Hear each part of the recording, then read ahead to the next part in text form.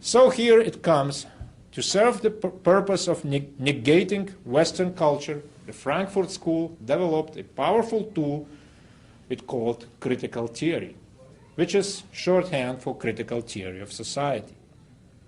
Critical theory was essentially destructive criticism of the main elements of Western culture: authority, family, patriarchy, hierarchy, morality, tradition, sexual restraint, loyalty, patriotism, nationalism, heredity, ethnocentrism, convention and conservatism, you name it.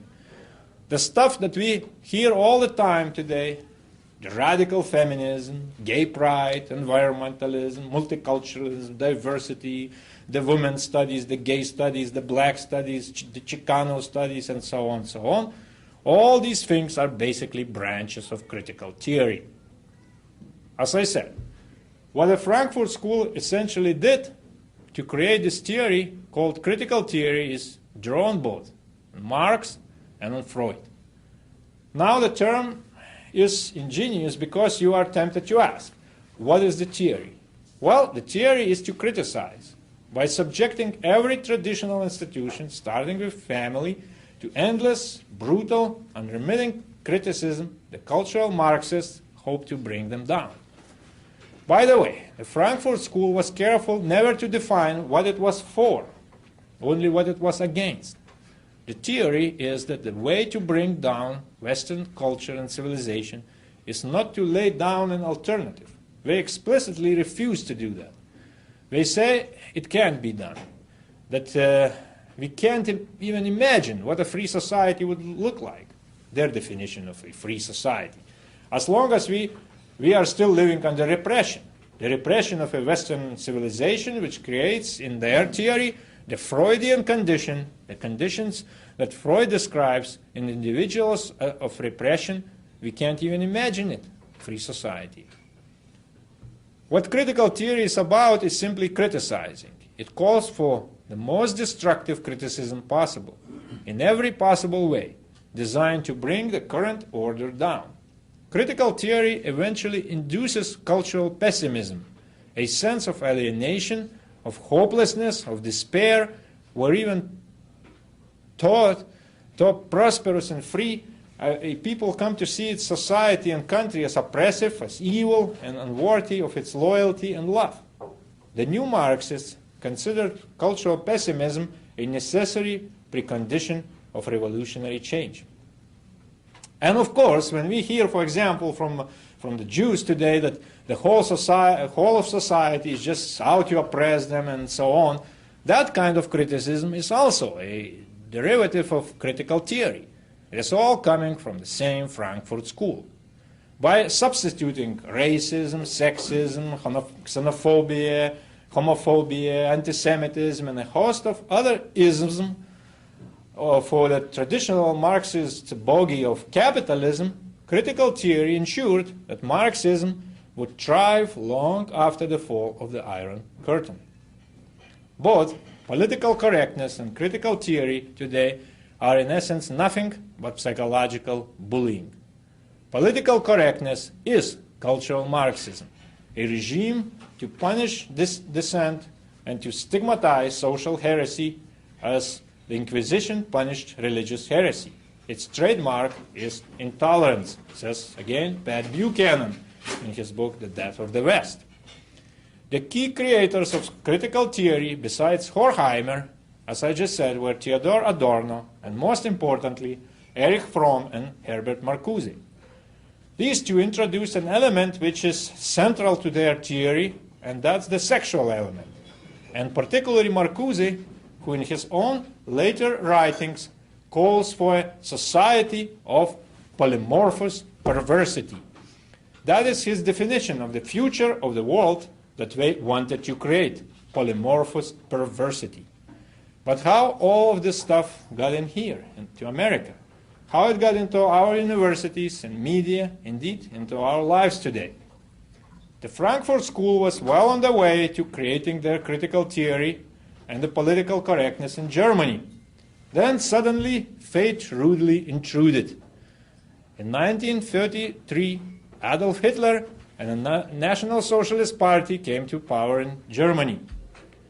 Since the Frankfurt School was Marxist, and the Nazis, of course, hated Marxism, and since all school's members were Jewish, they were not a good fit for the Third Reich. The Nazis, not surprisingly, shut down the Institute for Social Research. Then, the maestros of critical theory and negative dialectic packed their ideology and fled to America to continue their effort to save us from Western civilization. While they fled not to Moscow, to New York. With the assistance of Columbia University, they set up their new Frankfurt School in New York City and redirected their talents and energies to undermining the culture of the country that had given them refuge. Taking advantage of American hospitality, the Frankfurt School immediately resumed its intellectual work to create cultural Marxism here in the United States. Though many of them remained writing only in German, still they shifted their focus from critical theory about German society, destructive criticism about every aspect of that society, to critical theory directed toward American society. So their focus shifted from destroying traditional Western culture in Germany to doing so in the United States. It would prove all too successful. To their earlier achievements in Germany, those Frankfurters soon added quite a few new developments here in America. Additional intellectual firepower was required, a theory to pathologize what was to be destroyed. Their project began with the book that bore the title Studies of Authority and Family and was published in 1936. The book was premised on the notion that the traditional family creates a character prone to racism and fascism. Thus, anyone who upholds traditional moral values is both racist and fascist. Children raised by traditional values, parents, we are told to believe, will almost certainly become racist and fascist. By extension, if fascism and racism are endemic to traditional culture, then everyone raised in the old-fashioned conservative traditions is in need of psychological help.